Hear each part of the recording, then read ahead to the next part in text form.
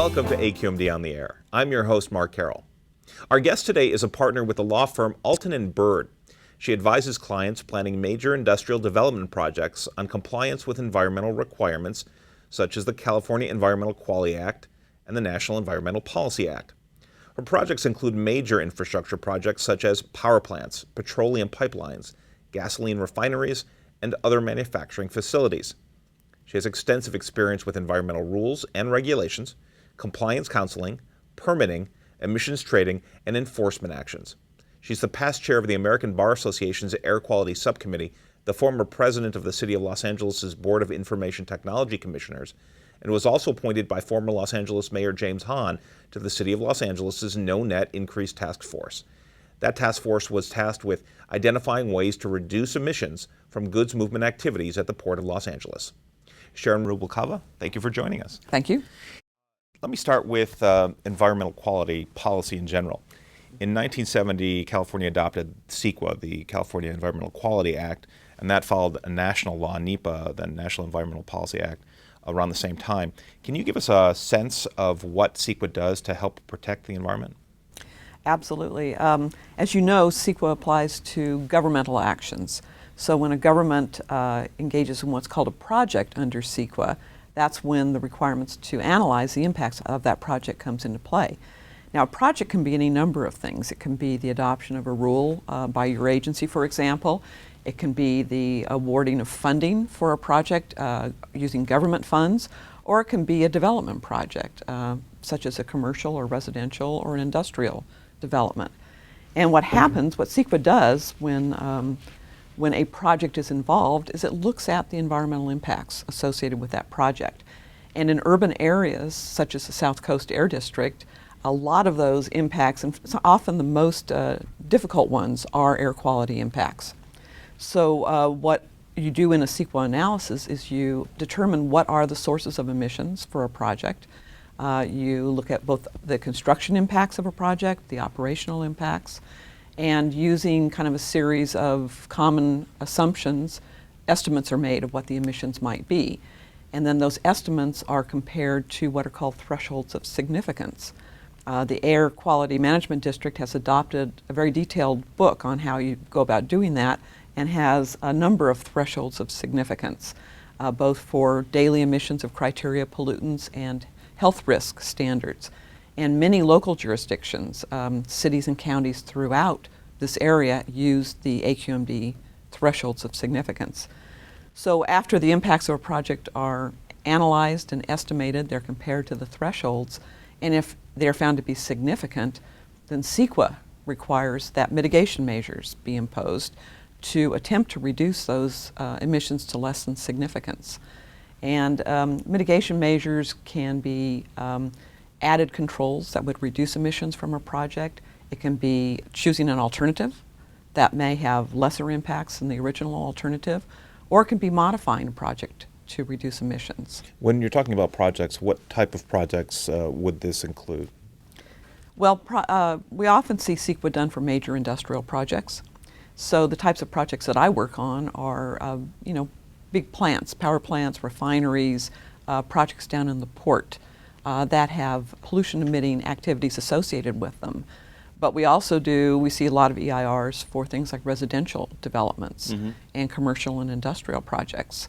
And as I mentioned earlier, your district, when it adopts rules, will do a CEQA equivalent analysis, not an EIR, but something equivalent, and look at the ramifications of the rules that you're adopting. You mentioned the ports. The ports are a huge economic engine for this region, but they're also the source, given the ships, the trucks, the trains, of major particulate pollution. Over the past 20 years, more than 24 studies have linked particulate pollution to a variety of health conditions and even premature death. And so that's something that AQMD obviously is trying to work on. When you talk about reducing emissions from the ports, what are some of the ways that can be done? Well, there are a number of ways, and they are tied to the types of emission sources. It's been very difficult for the district to directly regulate those sources because some are, like the marine vessels, are international, and others are, under the Clean Air Act, solely within the province of federal EPA to regulate, or in some cases the California Air Resources Board. But what has been done down at the ports in the last few years has really been very interesting. The port has engaged in a series of plans that would look at the various sources of pollution and come up with ways of reducing them. And right now we have what's called the San Pedro Bay Ports Clean Air Action Plan that was adopted in 2006 and updated last year. And it has a variety of measures that are used to reduce emissions from these port-related sources. So for example, marine vessels, what they call ocean-going vessels, are subject to a number of control techniques, one of which is they're required to use low-sulfur fuel. That's pursuant to a regulation that was adopted by the California Air Resources Board. And so they currently use a fuel that's about a fraction of the traditional fuel that's been used in the past, and it's going to be cut in half. The allowable sulfur limit will be cut in half in 2012. Also, a very innovative project or program that's going on at the port right now is the idea of using shore-based electrical power to power ships when they're tied up at berth. That's called cold ironing in a lot of areas, but we call it here something called alternate maritime power. And CARB has adopted a rule that requires that for certain types of vessels. And what it simply means is that in the past, when a vessel would come into port and tie up at a berth, they would have what are called auxiliary engines that would continue to operate. And they would run on very dirty marine fuel. Now, vessels that are required to use shore-based power turn off those auxiliary engines when they're at berth, and they hook up through some very impressive and very large electrical cords and shore-based equipment and run entirely on clean electricity that's generated here in the basin. Also, trucks have been an incredible source of pollution in the port areas. And up until a few years ago, the oldest and dirtiest trucks were used in the port trucking business. But the ports adopted, the two ports, both Los Angeles and Long Beach, adopted a clean trucking program that has been wildly successful. And what that program sought to do was to phase out all of the older, dirtier trucks over a period of time, and the idea was to phase them out by 2012 and replace them with cleaner trucks, newer, cleaner trucks. Are they on track to achieve that? They are ahead of target right now, which is why I say it's been such a wildly successful program. And what was interesting about that is they used a series of incentives. They've actually paid truckers money to go out and help them purchase the cleaner trucks. And so right now, I think the last figure I saw was about June of last year, and 90% of the moves in the port are now done with clean trucks. They're also looking at alternative fuel trucks, LNG type trucks, which may be even cleaner than diesel. And the port has an electric program where they're looking at and trying out electric trucks to move for short hauls, where they move containers from a dock to a near dock rail facility, for instance, where they're then put on trains. And of course, trains are a huge source. Exactly. And that, again, a very difficult source to regulate, both at the federal and the state level. But CARB has entered into a memorandum of understanding with the railroads. And pursuant to that MOU, they are phasing in cleaner locomotives into this area to help minimize the emissions. Besides the ports, there's a lot of other emission sources throughout the region. And AQMD, on behalf of Southern California, faces a major challenge of reducing emissions in order to achieve the federal air quality standards. I think we need to cut emissions by about 75% over and above the current regulatory scheme. So the AQMD has tried in the past to work with business on some of these efforts. What are some of the ways that we can continue to work with business and even improve our partnerships with business on these types of programs? Well, I think it's going to be essential that we do continue to work together, and the Air District has been very proactive in holding workshops on proposed rules, getting the input of industry, and then trying to forge a consensus on what can be done and the way in which it can be done that's least damaging to local businesses. And I think the challenge going forward is going to be really tremendous. I mean, you've mentioned the fact that we already are in a situation where businesses are controlled about as much as people feel that they can be based upon current technology. But yet, there are substantial additional reductions required. We know that the inventory of emissions here in the Air District is heavily weighted to emissions from mobile sources. About 80% of the pollutants that form smog or ozone come from mobile sources. So it will be important that any additional burdens that are placed on industry are proportionate to the reduction that needs to be done, but will not drive business out of the basin, because we need to have jobs for people.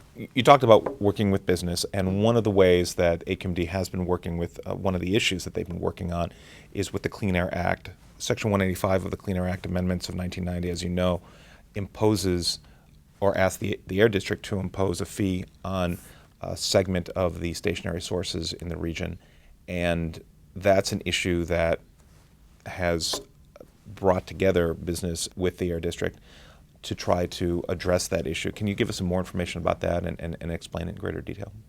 Yeah, that was actually a very interesting and unique rulemaking effort, and a really, I think, exemplary example of the cooperation between industry and the Air District. In that particular requirement imposed by the Clean Air Act on the district, local major sources of pollutant were going to face a fee. The proposed fee would impose an additional, very substantial fee on annual emissions from local businesses. And the only way they could avoid paying for the fee would be to keep their emissions at 80% of what they had emitted in 2011, which of course is a recessionary year. Businesses were very concerned that this additional fee was going to be imposed at a time where they were struggling already. They did not believe they would be able to pass on the fee to their customers because of competition. Similar businesses in other areas wouldn't be subject to the fee. It was something that was really unique to our district and just a couple other areas of the United States. So through here, a series of workshops where the initial rule was proposed, industry voiced their concerns, and the district listened. They listened very carefully to what was being said, and I think there was a feeling that there was unfairness here, that companies were going to be asked to pay a fee when they didn't have an ability to reduce their emissions in order to avoid the fee. They really were doing everything that they could already. The governing board stepped in and was very helpful in this regard and basically told staff, let's try to figure out some way where we can avoid imposing yet another fee on our local businesses. And so over a series of perhaps a year or two, I can't remember exactly how long this rulemaking took, we explored other options together through a working group. At one point we looked at even considering legislation. Could we get the Clean Air Act? Could we convince the federal government that perhaps the Clean Air Act needed to be amended? That was not successful. We also looked at would it be possible to do something at the state legislature. One of the things that was discussed was perhaps, since 80% of the emissions in the district come from mobile sources, maybe a small addition to the vehicle license fee would be appropriate. And it was not going to be large. According to district calculations, only about $1 or $2 a year would be all that was required Per vehicle. per vehicle. But of course, motor vehicle licensing fees are somewhat controversial. Just a little bit. Just a little bit. So anyway, through a series of collaborations, an alternate approach was worked out. And the district proposed a rule that was adopted last month that says, look, we have other sources of money that we get for air pollution that control that's not really part of our air quality management plan. Let's use that to demonstrate equivalency with this Section 185 requirement. Because 185 says you can either impose the fee or reduce emissions, and it did provide some equivalency mechanism. So the rule that was adopted calls for no new fees on the major sources so long as equivalency can be demonstrated. And in order to sell this concept, there were a number of trips to Washington, D.C., where district staff went and members of industry went along with them. And we talked, and I went on one of those trips, and we talked to congressmen, we talked to people at EPA, we talked to our senators, and found a certain amount of sympathy there to help us and a certain amount of understanding. And so it was a very successful effort. We also took some trips to California, to our legislature up there in Sacramento, Wow. thinking perhaps there might have been a solution there. But the eventual solution was through the equivalency program.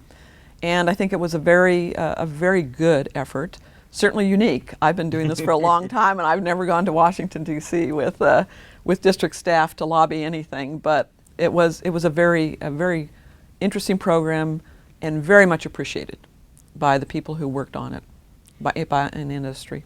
Well, Sharon Rubalcava, thank you for joining us today on the air, and we appreciate your leadership in helping us clean the air that we breathe. Thank you. Well, that's our show. Thank you for watching AQMD on the Air. Visit cleanairconnections.org to find out how you can help us clean the air that we breathe. Let's work together.